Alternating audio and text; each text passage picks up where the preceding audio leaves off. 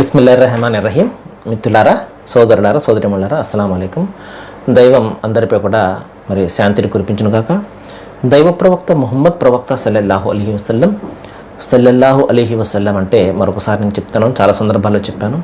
దైవం ఆయనపై శాంతిని కురిపించును గాక అని దైవ ప్రవక్త గురించి దైవాన్ని ప్రార్థించడం.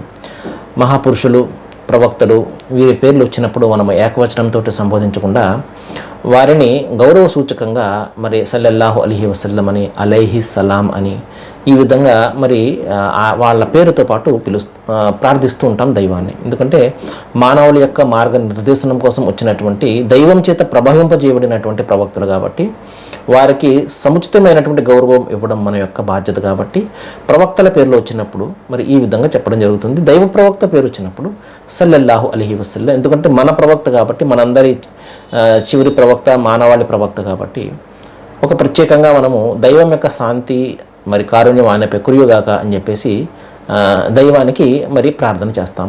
సరే మహాశైలారా, ఆయన ఒక సందర్భంలో ఈ విధంగా తెలియజేశారు.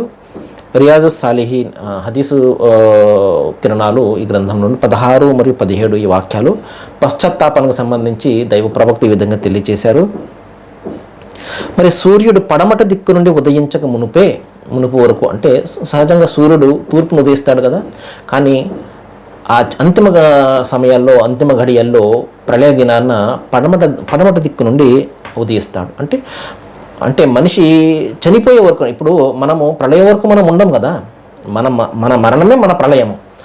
కాబట్టి మన మరణం వరకు కూడా దైవము మన పశ్చాత్తాపాన్ని ఆయన స్వీకరిస్తాడు, వేచి చూస్తూ ఉంటాడు, దాసుడు మరలి వస్తాడు అని అవకాశాలు ఇస్తూ ఉంటాడు అని చెప్పేసి అక్కడ అర్థం అన్నమాట.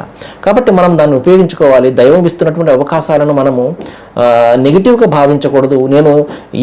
నేను చేస్తున్నటువంటి ఒకవేళ తప్పైతే నాకు ఎందుకు ఈ విధంగా వెసులుబాటు లభిస్తుంది అని భావించకూడదు. ఈ వెసులుబాటు అనేది మనము మన తప్పును తెలుసుకోవడానికి అని చెప్పేసి మనం భావించాలి.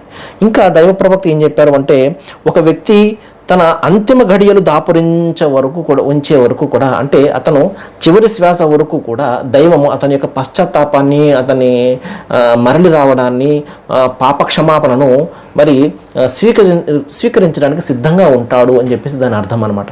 మహాశిలారా, మనము తప్పులు చేస్తూ ఉంటాము, పాపాలు చేస్తూ ఉంటాము, పొరపాట్లు చేస్తూ ఉంటాము. కానీ ఏదో ఒక క్షణం వస్తుంది, ఏదో ఒక సమయం వస్తుంది, మన అంతరాత్మ మనల్ని హెచ్చరిస్తూ ఉంటుంది, నువ్వు చేస్తున్నటువంటిది తప్పు, దీని నుండి బయటపడు అని చెప్పేసి.